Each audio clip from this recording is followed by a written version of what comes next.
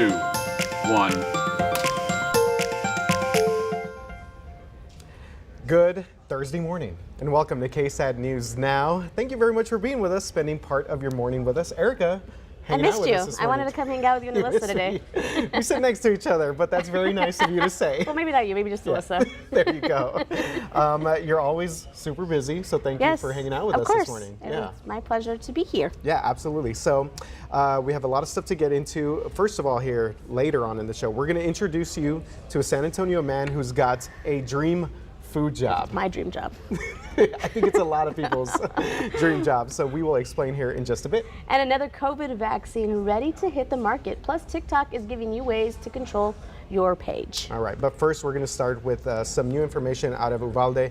We now know what the plans are for many of the students there heading into the upcoming school year. The district will realign campuses following the permanent closure, of course, of Robb Elementary School. Yeah, so students in pre-K through second grade will attend Dalton Elementary, while Uvalde Elementary School will serve all third and fourth grade students. Teachers, support staff, and administrators from Robb Elementary will also move to this school. That's right. The academic calendar year for the upcoming year will be proposed at the school board meeting this upcoming Monday. In addition to the school changes, there will also be, of course, safety and security updates at each one of those campuses. Now, private school enrollment has picked up in the aftermath of Uvalde school shooting. The Archdiocese of San Antonio tells us that multiple Robb Elementary families are switching to Sacred Heart Catholic School.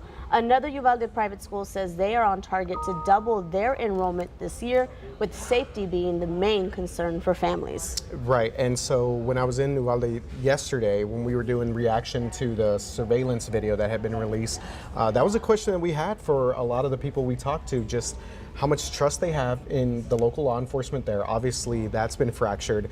And there was a mother there saying that her daughter was in 5th grade, so her daughter was not at that Robb campus, but she was saying that she doesn't know about safety now. She's worried about this. So there are a lot of questions that these residents have, and some of those also safety measures too being put in place, obviously because of this tragedy. And I think it's going to be interesting to see this upcoming school year safety issues across the board at all school districts. I'm sure they're all reevaluating what they're doing and how to make sure these campuses are safe for their students. Yeah, whether there's adding this front entryway or a lot of different things here. For more information on some of those safety updates that the Uvalde CISD is doing, head over to KSAT.com. Now an update to the tractor trailer deaths in San Antonio, where 53 people were found dead last month on the southwest side. That's right. Mexico's Air Force has started the process of returning those people to their homes. So a newspaper out of Mexico tweeted a picture of an airplane lined with several caskets. This tweet came out on Wednesday afternoon. The Bexar County Medical Examiner's Office reported that 26 of the 53 people who died in the trailer were from Mexico. 6 of the victims were from Honduras and 21 were from Guatemala. There are still 2 victims in the custody of the Medical Examiner Office, and the office actually released the names of all 53 victims on Monday. The ages of the victims ranged from 13 to 55. Very sad, and we think about this happened, maybe more than 2 weeks ago, and these families there in these countries, especially in Mexico, finally getting their loved ones back. Obviously, this is a process here that's going to take some time for them to do. I looked through that list of those victims the other day, and it was just so sad to me to see that more than half of them were like from the age range of about 18 to their late 20s. Yeah. So these are all a lot of people just starting their lives, trying to do whatever they could to get better lives for themselves and their families. And that list was very jarring to see the other day. Yeah, it's very sombering to see it. It's a story that we're continuing to cover as more develops, and will be interesting to see when these cases actually reach a federal courtroom and what happens to those suspects that were arrested. Yeah, that's a great point there, that other angle of it, the individuals that were involved in this case as well. Okay, Erica, moving on to some other news related to COVID-19. Obviously, with school coming around, people have to start sort of thinking about this, vaccinations. So there is another vaccine, COVID vaccine, getting ready to hit the market, but it's not just another booster or even just a different manufacturer. It's actually designed for a different kind of protection. This is the first I'm hearing this. So unlike the other 3 COVID vaccine brands, Novavax uses protein fragments to teach the body how to fight COVID. If you're vaccinated against hepatitis B or whooping cough, you've probably already had a vaccine that works like this. This week, the FDA approved this shot, and the CDC is expected to recommend it later this month. Yes, so the makers say that although some of the newest variants weren't around when this vaccine was developed, they know that it has a strong reaction to the BA.5 Omicron offshoot, which is the most contagious and dominant variant currently in the United States. This is really interesting. I know you mentioned the back to school. There are, I know, some people were concerned or are still looking for places to get the vaccine, and I know Metro Health has several pop-up clinics that they're doing all the way into when school starts to make sure kids get those vaccines that they need, as well as a COVID vaccine if they want. So it's kind of like a one-stop shop. I thought that was really interesting to note that that's still ongoing. You can go to the Metro Health website to see what pop-up clinics they have coming up in the coming weeks. Yeah, when you think about it, I mean, obviously coming back to school, that's kind of hard to just believe. I know. I was just telling you, I go, my kids start school in 4 weeks. Yeah. How is that possible? It's nuts. So obviously these are things that a lot of parents, guardians having to think about right now. I found this interesting. CNN reported this earlier today that about 1 in 3 Americans still has not been vaccinated against COVID-19. So the makers of this vaccine are saying that they hope that something like this Novavax, again, because it uses familiar technology, which we mentioned, whooping cough and the pertussis, right? That was another vaccine.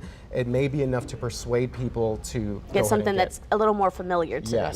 And I don't know, we didn't have the details there, but is this a series or is it just a one shot? Yeah, that's a good question. Yeah, we'll have to kind of look into that as well, because you're right. A lot of people got the first but didn't go get the second. And they wouldn't go back and get the second or get the booster. So yeah, there's definitely a lot of concern, especially as we mentioned, going back to school. Crazy. Well, nowadays a lot of us are getting our news and staying in the loop via social media, and lately TikTok is the place to scroll. Now the platform is trying to tailor the app a little more. Okay, so they will soon offer a feature that lets you filter out videos on certain controversial topics. Now this comes as lawmakers and officials scrutinize social media and the possible threats it can cause for some people and their mental health. So some of the topics here that you can filter out are dieting, sadness, and extreme fitness. Okay, well, the goal is to prevent mature content from reaching teens aged 13 to 17. The feature should be available in the next few weeks. Now, I am completely clueless when it comes to TikTok. Like, I could just scroll through and watch videos, but as far as creating one or showing my age here, but I'm not, I enjoy the platform, but it's good to see some of them taking some measures to help manage these videos a little better. Yeah, the term I hear a lot is doom scrolling, which I guess I do some of that myself. I do that also. all the time. Not necessarily with TikTok, obviously with other social media apps. And remember, I think Instagram had also taken some action here when it comes to filters to try and kind of adjust the algorithms there. The one thing that I kind of found interesting, just to kind of like simplify this, is that TikTok basically is comparing this to like a rating system that you would find on a movies or video games. Okay. So yeah, just kind of keep that in mind, and I guess you can adjust and kind of filter out what hashtags you don't want. I probably wouldn't even figure that out. There you go. I wouldn't know how to or where to go. Yeah, and I think the videos, you're still going to see some of these videos. It's just the ones in bulk, the ones that just come after you, one right after the other. So yeah. Interesting. Yeah, it's very interesting stuff there. Something that's not really interesting, and I wish we were not talking about it, but yes, the heat. The heat, yeah. It's so you were hot. outside. You were outside earlier It's today. hot already. I mean, yeah. And what was it like for you just being outdoors for just that little bit of time? It's brutal. It's brutal. It was brutal. But I always just blame Justin. What other adjective could we have here? Forgot my clicker, so I was like, right. I'm out You of okay? breath. You're It's good? so hot. I'm He forgot good. his clicker. I'm good. No, it's cold in this building, but no, It is hot cold outside. in Yeah. it, And one thing we've really been worried about, not only the heat, right, but the lack of rainfall. Yeah. So we've got some numbers Major for you. issue. These numbers are pretty astounding to me. Last time we saw a half an inch of rain in one event, that was 16 days ago. Not too long. That was back in June. Last time we saw an inch or more, that was back in February. That was 161 days ago. And the last time we had an event where we saw 2 inches of rain or more, 262 days ago. So it has been so long. I mean, that is the definition of a drought right there. We need some rain in the worst way. And the good news is I think we have a chance today, a decent chance at some showers and storms. So let me show you why. We've got a cluster of storms here just to the south and east of Dallas. There's an outflow boundary out ahead of it, and that is working towards central Texas. Now, the big question will be, outflow boundary, does it hold together? What's the timing look like? And where do those storms redevelop as we get later into the afternoon? Computer models are optimistic about this, and so that makes me feel a little bit better. Let's show you what the computer model is showing. And we're going to start now and then fast forward down to 5 o'clock. And you see the showers and storms that are developing across parts of the hill country and to our north and east. We're going to put in a 30% chance of rain, which is a better chance than we've had in a long time. And then by 6, 7 o'clock, some of those showers and storms are working through San Antonio. So around dinner time, there's a chance. Now, I don't want to get everyone's hopes up because it's still going to be the hit or miss type situation. Not everyone is going to get rain out of this, but at least there is that opportunity. And I think there could be some pockets of heavier rain, some lightning and thunder, and with any of the storms, some gusty winds too. So that's something to keep in mind. And then by 10 o'clock, a lot of this is starting to work south and west and moving out of the area. And then tomorrow we'll have another small chance for rain. I think some showers may work their way up from the Gulf of Mexico. We'll put in a 10% chance tomorrow. How much rain could we get out of all this? I think there could be some spots that get up to an inch of rain. It's not going to be widespread though. Some places may get a quarter of an inch, but the certain spots where the heavier rain sets up, there could be some pretty healthy numbers, which is fantastic. The heat's still here. We're gonna get up to 101 today before we get those clouds and rain coming in. The hill country could stay under 100, but I think here in San Antonio we probably are right back into the triple digits today for the what's today, the 14th? Yes. 14th day in a row. 14 for 14. Yes. Like Well, an because ESPN the special. entire month of July we've been above 100. Yeah. But we're up to 100 with a little more humidity today, so that means heat index could be as high as 107. Yeah. This is still dangerous heat. This is still a situation where you have to be really careful. And look at Friday, tomorrow. We're forecasting 98. We may end the streak tomorrow. We'll see. Oh, Big okay. clap in the Wow. newsroom. You're from Colton. I feel really good about this. Managing editor for KSAT. Yes. So if we stay below 100 tomorrow, that would be fantastic. It's going to be a close call, but I think we're probably below that threshold. And then Saturday, Sunday around 100. We've got triple digits next week, and maybe another chance of rain on Tuesday, which is good. Tonight we're hopeful. Keep that KSAT weather app handy. We'll keep you posted. Adam Caskey will be here, and we'll let you know if anything pops up. I know one hopefully. thing that could help is something in the tropics. Is there anything developing out there? I know There we're isn't, in and hurricane season. I'm glad you asked that. There is absolutely nothing out there. Is that common? It's been a slow start. We expected a busy season, and it's been a slow start. But keep in mind that things typically start to pick up end of July. August, September are your peak months. Okay. So we're still kind of early, but it has been quiet as of late, which makes you a little nervous because you're like, what's to come? Kind of the calm before the storm, The so to storm. speak. We also have some dust out there too, and keep in mind there'll be some Saharan dust coming in Sunday and Thanks. Monday. Oh man. Just add to the Dust. misery. Heat. Just- Yes. Triple digit temperatures. We just now dropped this morning. We just now dropped below 80 degrees this morning for the first time in 4 days, which was also a record. I think you should just go sit down right now, Justin. Take a break. I'm leaving. Take your clicker with you. I'll remember it next time. No, Justin always bringing the heat. No pun intended there. With his weather forecast, 30% rain. We're hoping for Fingers it. I know, crossed. anything. At least at my house. Yeah. I don't know about your house, but my house. I'm gonna be like the guy from the Shawshank Redemption where he's like putting up his arms and there's rain coming in. Yeah, that's the way I would feel right now with any sort of rain here. But hey, even though we're having some troubles here with the heat, I want to talk about tacos. bad place to it's never a bad time to talk tacos. No. Yeah.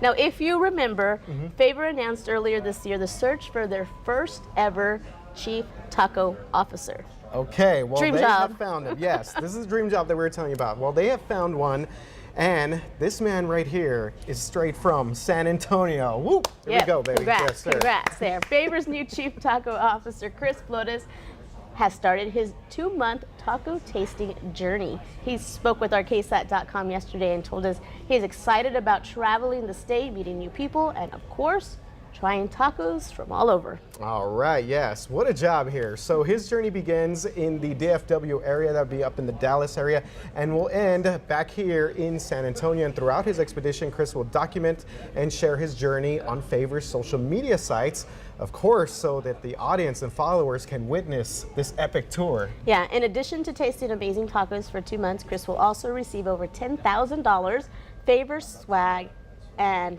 free delivery from Favor for a year. Man, okay. I mean, come on. Shout out to Chris here. So you know him Yeah, I personally, know right? Chris. So I met Chris when I was doing Flavor Faves a few years ago. I did Flavor Faves for about 5 years here. And Chris was already trying tacos at a lot of places and writing blogs about local tacos and hidden gems here. So he's actually just like the perfect candidate for this job. He enjoys food. He's a huge foodie. So I'm really excited for him and see all the different places he gets to explore outside of San Antonio. Wow, the CTO, the Chief Taco Officer right here in San Antonio.